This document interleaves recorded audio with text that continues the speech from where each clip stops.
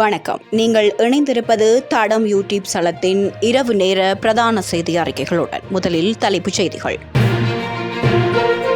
3000க்கு மேற்பட்ட புதிய நியமனங்கள், அரசாங்கம் வெளியிட்ட மகிழ்ச்சி தகவல். அதிரடி மாற்றம் கண்ட மரக்கறி விலை, மக்களுக்கு மகிழ்ச்சி தகவல்.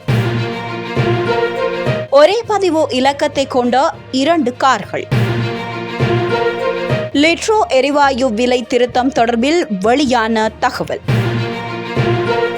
போலீஸ் அதிகாரிகளின் கொடுப்பனவு தொடர்பில் மகிழ்ச்சி தகவல். பதிவு செய்யப்படாத வாகனங்களுக்கு 3% அபராதம், வெளியான அறிவி. இனி விரிவான செய்திகள். ஏப்ரல் மாதத்தில் 3147 தாதிய அதிகாரிகள் நியமிக்கப்படுவார்கள் என சுகாதார அமைச்சு அறிவித்துள்ளது. இன்றைய நாடாளுமன்ற அமர்வில் கலந்து கொண்டு சுகாதார அமைச்சர் நலிந்த ஜெயதிச இந்த அறிவிப்பை விடுத்துள்ளார். அத்துடன் 1000 வைத்திய உதவியாளர்களை நியமிக்க முயற்சிகள் நடந்து வருவதாகவும் அமைச்சர் குறிப்பிட்டுள்ளார். இந்த மாத நடுப்பகுதிக்குள் 976 குடும்ப சுகாதார சேவை அதிகாரிகளுக்கு நியமனங்கள் வழங்கப்படும் என்று அவர் தெரிவித்துள்ளார். மார்ச் மாத நடுப்பகுதிக்குள் 238 பொது சுகாதார ஆய்வாளர்கள், 65 மருந்தாளுநர்கள், 43 தொழில் சிகிச்சையாளர்கள் மற்றும் 41 கதிரியக்க வல்லுநர்கள் நியமிக்கப்படுவார்கள் என்று அமைச்சர்கள் மேலும் கூறியுள்ளார். இதேவேளை எதிர்வரும் ஏப்ரல் மாதத்தில் தாதியர்களுக்கு உறுதியான சம்பள அதிகரிப்பு கிடைக்கும் என சுகாதார அமைச்சர் நலிந்த ஜெயதிச அண்மையில் தெரிவித்திருந்தார். அனைத்து தர தாதியர்களுக்கும் குறிப்பிடத்தக்க சம்பள உயர்வை வழங்க அரசாங்கம் நடவடிக்கை எடுத்துள்ளதாகவும் அவர் அதன்போது கூறியிருந்தமை குறிப்பிடத்தக்கது. பல காய்கறிகளின் விலைகள் சடுதியாக குறைந்துள்ளதாக தெரிவிக்கப்பட்டுள்ளது. குறித்த விடயத்தை தம்புள்ளை சிறப்பு பொருளாதார வர்த்தக மையத்தின் விற்பனையாளர்கள் தெரிவித்துள்ளனர். இதன் அடிப்படையில் மிளகாய், பச்சை மிளகாய், பீன்ஸ் மற்றும் தக்காளி ஆகியவற்றின் விலைகள் சடுதியாக குறைந்துள்ளதாக தெரிவிக்கப்பட்டுள்ளது. மொத்த விலைகளுடன் ஒப்பிடும்போது சில்லறை சந்தை விலைகள் சுமார் 30% அதிகரித்துள்ளதாக சுட்டிக்காட்டப்பட்டது. கடந்த வாரம் ரூபாய் 900க்கு விற்கப்பட்ட 1 கிலோ மீன் மற்றும் மிளகாய் மொத்த விற்பனை நிலை நேற்று முதல் ரூபாய் 450 குறைந்துள்ளதாக தெரிவிக்கப்பட்டுள்ளது. கடந்த வாரம் 1100 ஆக இருந்த 1 கிலோ பச்சை மிளகாயின் மொத்த விலை ரூபாய் 700 ஆகவும், 1 கிலோ பீன்ஸ் ரூபாய் 300 ஆகவும் மற்றும் தக்காளி ரூபாய் 180 ஆகவும் குறைந்துள்ளதாக குறிப்பிடப்பட்டுள்ளது. மேலும் தம்புள்ளை சிறப்பு பொருளாதார வர்த்தக மையத்திற்கு நுவரெலியா, கெப்படிபொல மற்றும் யாழ்ப்பாணத்திலிருந்து உருளைக்கிழங்கு, கேரட் மற்றும் முருங்கைக்காய் என்பவை கிடைக்கவில்லை என தெரிவிக்கப்பட்டுள்ளமையும் குறிப்பிடத்தக்கது. ஒரே மாதிரியான பதிவு இலக்கங்களை கொண்ட 2 கார்கள் போலீசாரால் கைப்பற்றப்பட்டுள்ளதாக போலீஸ் ஊடக பிரிவு தெரிவித்துள்ளது. வெண்ணப்புவ போலீஸ் பிரிவின் வைக்கால பகுதியில் ஒருவருக்கு சொந்தமான கார் ஒன்றின் பதிவு புத்தகம் மற்றும் வாகன மாற்று விண்ணப்ப படிவம் திருடப்பட்டு போலி பதிவு புத்தகம் மாற்றப்பட்டுள்ளதாக நேற்று வெண்ணப்புவ போலீஸ் நிலையத்திற்கு கிடைத்த முறைப்பாட்டை தொடர்ந்து விசாரணைகள் மேற்கொள்ளப்பட்டுள்ளன. அதன்படி நேற்றிரவு வெண்ணப்புவ போலீஸ் பிரிவின் வைக்கால் பகுதியில் உள்ள வெண்ணப்புவ போலீஸ் நிலைய அதிகாரிகள் குழு மேற்கண்ட காரின் அதே நிறத்தில் ஒரே மாதிரியான காரின் பதிவு இலக்கத்தை கொண்ட ஒரு காரை கண்டுபிடித்துள்ளனர். பின்னர் 2 கார்களையும் போலீசார் பொறுப்பேற்றனர். மேலதிக விசாரணைக்காக 2 வாகனங்கள் சிலாபம் பிரிவு விசேட குற்றப்புலனாய்வு பிரிவிடம் ஒப்படைக்கப்பட்டுள்ளன.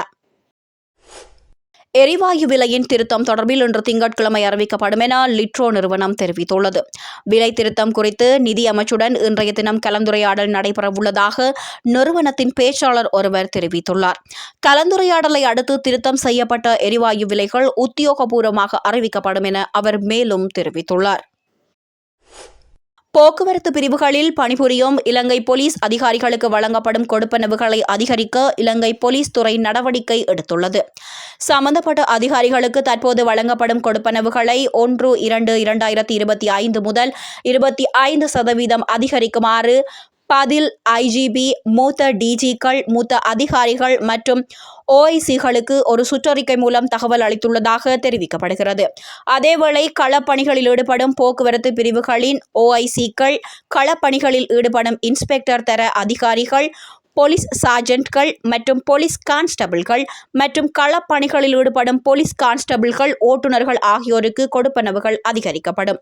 மேலும் இந்த கொடுப்பனவுகளை தாமதமின்றி வழங்குமாறு பதில் ஐஜிபி அறிவுறுத்தியுள்ளதாகவும் கூறப்படுகிறது.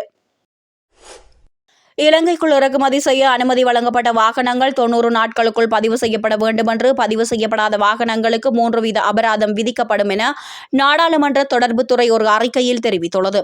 குறிப்பாக எந்தவொரு இறக்குமதியாளராலும் இறக்குமதி செய்யப்படும் மொத்த வாகனங்களின் எண்ணிக்கையில் 25% 6 மாதங்களுக்குள் பதிவு செய்யப்படவிட்டால் இறக்குமதிக்கான ஒருமித்த கருத்து நிறுத்தி வைக்கப்படும் என்று நிதி திட்டமிடல் மற்றும் பொருளாதார மேம்பாட்டு அமைச்சகத்தை பிரதிநிதித்துவப்படுத்தும் அதிகாரிகள் தெரிவித்துள்ளனர். நாட்டின் பொருளாதார ஸ்திரத்தன்மையை பாதுகாப்பதற்கும் அந்நிய செலாவணி இருப்புகளை பாதுகாப்பதற்கும் அதிகப்படியான வாகனங்களை இறக்குமதி செய்வதை தடுப்பதற்கும் தேவையற்ற மோட்டார் வாகன இருப்புகளை தவிர்ப்பதற்கும் சாதாரண பொருளாதார நடவடிக்கைகளின் மறுமலர்ச்சியை ஊக்குவிப்பதற்கான வாகன இறக்குமதி தொடர்பாக இந்த நிபந்தனைகள் விதிக்கப்பட்டுள்ளதாக தெரிவிக்கப்பட்டுள்ளது.